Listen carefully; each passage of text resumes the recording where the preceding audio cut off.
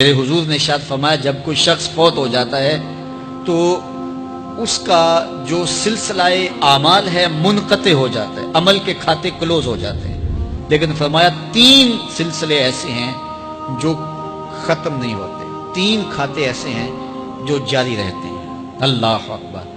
سب سے پہلے صدقہ جاریہ، دوسری بات میرے حضور نے ارشاد فرمایا علم جس سے لوگ نفع پائیں۔ اللہ اکبر۔ علم کسی کو سکھا دیا، وہ تسلسل باقی رہے۔ ہمارے استاد قبروں میں چلے گئے، لیکن آج ہزاروں طلباء کو اور لاکھوں عوام کو ان کے دیے ہوئے جو سبق تھے جو انہوں نے ہمیں پڑھایا آج ہم لوگوں کو بتا رہے ہیں، تو ان کی روح کو اس کی برکت پہنچ رہی ہے، پھر یہ ان کے استاد، پھر ان کے استاد۔ تو علم نافع یہ کبھی بھی کھاتے کلوز نہیں ہوتے۔ اور تیسری بات میرے حضور نے فرمایا نیک اولاد جو ماں باپ کے لیے مغفرت کی دعائیں کرتی ہے، یہ صدقہ جاریہ ہے، یہ کبھی بھی ختم ہونے والا سلسلہ نہیں ہے۔ میں کہتا ہوں کہ اولاد اگر نیک ہے، اہتمام سے دعا نہیں بھی کرے گی تو دن میں کتنی مرتبہ کہے گی ربنا اغفر لی ولوالدی، اے اللہ مجھے بھی بخش دے، میرے ماں باپ کی بھی مغفرت کر دے۔ ایک شخص کے 5 بیٹے ہیں، 4 بیٹیاں ہیں، 3 بیٹے ہیں، 4 بیٹیاں ہیں، تو اب سارے نمازی ہیں، تو روزانہ 5 نمازوں میں کتنی مرتبہ ربنا اغفر لی ولوالدی۔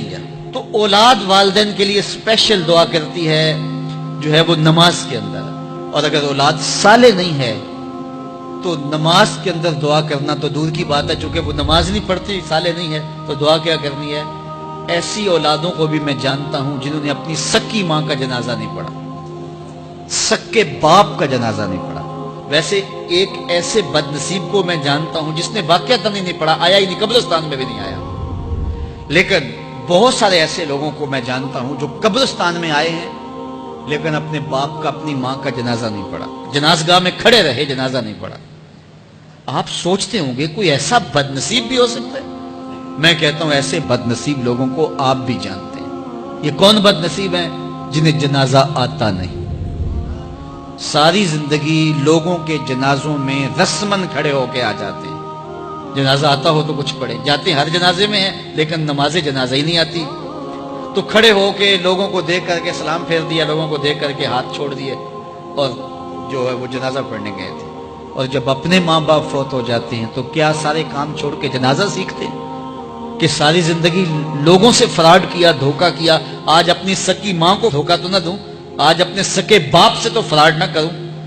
ساری زندگی جو لوگوں سے فراڈ کرتا رہا، پھر ایک دن اپنی سکی ماں سے بھی فراڈ کیا، اپنے سکے باپ سے بھی فراڈ کیا۔ اور مجھے بتاؤ شخص سے بڑا کوئی بدبخت ہو سکتا ہے کہ جو اپنی سکی ماں سے فراڈ کرے اور وہ بھی مرنے کے بعد، سکے باپ سے فراڈ کرے، اس کی لاش پڑی ہوئی ہو اور اس سے فراڈ اور دھوکہ کر رہا ہو؟ اگر اس کے اندر ضمیر ہو تو ڈوب کے مر جاتا کہ میں اپنی ماں سے فراڈ کر رہا ہوں اور اپنے باپ سے فراڈ کر رہا ہوں۔ تو یہ کتنی بڑی بد نصیبی ہے کسی اولاد کی اور کسی ماں باپ کی بھی کہ اس کی اولاد بھی اس کے لیے جنازہ پڑھنے کی صلاحیت نہیں رکھتی ہے، اور وہ کتنے خوش نصیب ماں باپ ہیں جن کا جنازہ خود اولاد پڑھاتی ہے۔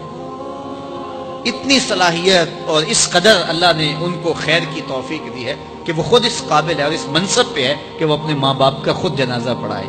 کوئی جنازہ پڑھائے بڑی برکت ہے، لیکن جس خلوص سے بیٹا دعا کر سکتا ہے کوئی اور تو نہیں کر سکتا ہے۔ تو اپنی اولادوں کو نماز جنازہ سکھاؤ، اپنی اولادوں کو دین سکھاؤ، یہ عادی بن جائے نماز کے، تاکہ بعد از انتقال دعاؤں کے سلسلے جاری رہیں۔ جو شخص روزانہ اپنے والدین کے لیے مغفرت کی دعا مانگے، والدین زندہ ہوں تب بھی، فوت ہو گئے ہوں تب بھی، علماء فرماتے ہیں ساری زندگی اس کے رزق میں بے برکتی نہیں آ سکتی۔ تو اپنے ماں باپ کو خوش رکھیے گا اگر زندہ ہیں تو، اور اگر فوت ہو گئے ہیں تو ان کے لیے دعاؤں کا سلسلہ کبھی بھی موقوف نہ ہونے دیجیے گا۔ 5 گانا نمازوں میں تو دعا چلتی ہی رہتی ہے، اس کے علاوہ بھی دعا مانگے۔ اللہ آپ کو، مجھے، سب کو اپنی رحمتوں کے سائے میں رکھے، ہم سب کے ماں باپ کی مغفرت فرمائے۔